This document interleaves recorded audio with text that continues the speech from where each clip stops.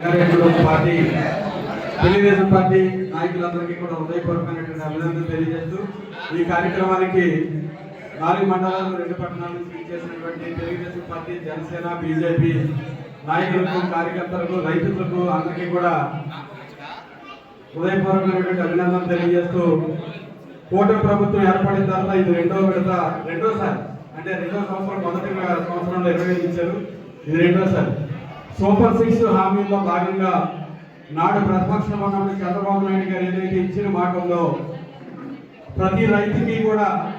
కేంద్రంతో కలుపుకుని 20,000 రూపాయలు మేము జమ చేస్తామో, వారి అకౌంట్లో వేస్తామని ఏదైతే వారు చెప్పారో, తర్వాత తెలుగుదేశం, జనసేన, బీజేపీ 3 పార్టీల కలయికలో అధికారం చేపట్టిన తర్వాత చెప్పిన మాట చెప్పినట్టుగానే మొదటి సంవత్సరం కేంద్ర ప్రభుత్వం నుంచి వచ్చేటువంటి 6,000, రాష్ట్ర ప్రభుత్వం నుంచి వచ్చేటువంటి 14,000 కలిపి 20,000 రూపాయలు కూడా రైతుల ఖాతాల్లో వేసినటువంటి ప్రభుత్వం ఆంధ్రప్రదేశ్లో ఉన్నటువంటి కూటమి ప్రభుత్వాన్ని ఈ సందర్భంగా తెలియజేసుకుంటూ మనందరం కూడా ఒకసారి 2019-24 మధ్యలో ఉన్నటువంటి పరిపాలన కూడా ఒకసారి గుర్తు చేసుకోవాలి. రైతులు ఏ విధంగా యొక్క ప్రభుత్వంలో వారి యొక్క అవస్థలు పడ్డారనేది కూడా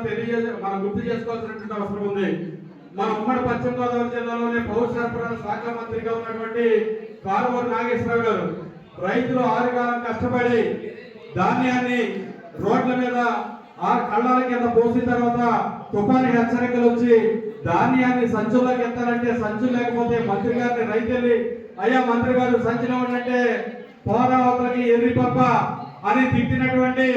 చరిత్ర నుంచి రైతులకు ముందులే నాణ్యమైన సంచులు ఇవ్వడం దగ్గర నుంచి మిల్లుకు తోలిన 24 గంటల లోపే వారి ఖాతాల్లో డబ్బులు వేసినటువంటి చరిత్ర నేడు కూటమి ప్రభుత్వంలో జరుగుతా ఉంది అని సందర్భంగా తెలియజేస్తా ఉన్నాను. అదేవిధంగా మనకి పక్కనే తెలంగాణలో పామాయిల్ మంచి రేట్ వస్తా ఉంటే మనకి పక్కనే ఉన్నటువంటి ఆంధ్రప్రదేశ్ లో మాత్రం సరైన రేటు లేకుండా మనం ఈ యొక్క పామాయిల్ రైతులందరూ కూడా చాలా ఇబ్బంది పడినటువంటి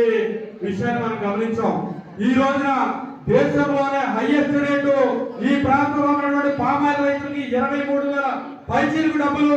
రైతుల ఖాతాలో పడతా ఉన్నాయంటే అది కూటమి ప్రభుత్వం చేసినటువంటి విశేషమైనటువంటి కృషి సందర్భంగా తెలియజేస్తా ఉన్నాను. దాంతో పాటుగా ఏదైతే టొబాకో రైతులు గతంలో పండించినటువంటి పంట అనేకమైనటువంటి ఇబ్బందులు ఉన్నాయి, సరైన ధర వచ్చేది కాదు. మరి ఈ రోజున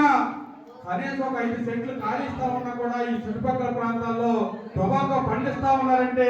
టొబాకో కోసం ముఖ్యంగా మన ఎంపీ గారు చేసినటువంటి కృషిని మనందరం కూడా గుర్తుపెట్టుకోవాలని సందర్భంగా తెలియజేస్తా ఉన్నా. ఈ రోజున టొబాకో కానీ, పామాయిల్ తోట కానీ, కొబ్బరి తోట కానీ, ఇంటర్ క్రాప్ గా ఉన్నటువంటి కోకో తోట మనందరికీ కూడా తెలుసు, సరైన ధర లేక అనేక ఇబ్బందులు పడుతూ ఉంటే దేశ చరిత్రలో మొదటిసారిగా మన పక్కనే ఉన్నటువంటి గోపాలపురం నియోజకవర్గంలో మరి దేవరపల్లి దగ్గర కోకోకు సంబంధించినటువంటి పరిశ్రమను తీసుకురావడానికి ప్రభుత్వం చేసినటువంటి కృషి, మన ఏలూరు జిల్లాలోనే కోకోకు సంబంధించి 2 రోజుల పాటు నిర్వహించినటువంటి కోకో కాన్క్లేవ్ ని మనందరం కూడా గమనించి ఇక్కడ పండేటువంటి కోకోని ప్రపంచ దేశాల్లో చాక్లెట్ల తయారీకి ప్రాసెసింగ్ చేసి పంపించే విధంగా కూటమి ప్రభుత్వం చేస్తున్నటువంటి కృషిని మనందరం కూడా గుర్తుపెట్టుకోవాల్సిన అవసరం ఉంది.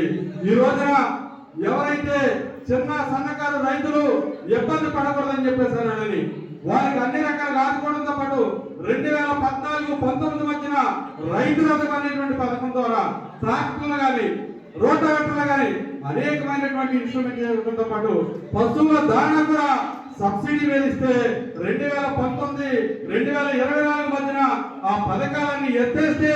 మరలా చంద్రబాబు నాయుడు గారి నాయకత్వంలో అవన్నీ కూడా పునరుద్ధరణ జరుగుతున్నాయి అనేటువంటి విషయాన్ని మనందరం కూడా గుర్తుపెట్టుకోవాల్సిన అవసరం ఉంది. ఈ రోజున బిందు సేద్యం కానీ, అదేవిధంగా అపరాలు పండించడంలో కానీ అనేకమైనటువంటి విప్లవాత్మకమైనటువంటి మార్పులు తీసుకొస్తూ ముఖ్యమంత్రి గారు వారి నాయకత్వంలో ఉన్నటువంటి కూటమి ప్రభుత్వం పనిచేస్తా ఉంది అని సందర్భంగా తెలియజేసుకుంటూ చెప్పిన మాటకి ఎక్కడ కూడా వెనకడు వేయకుండా మనము తెప్పకుండా చెప్పిన డేట్కి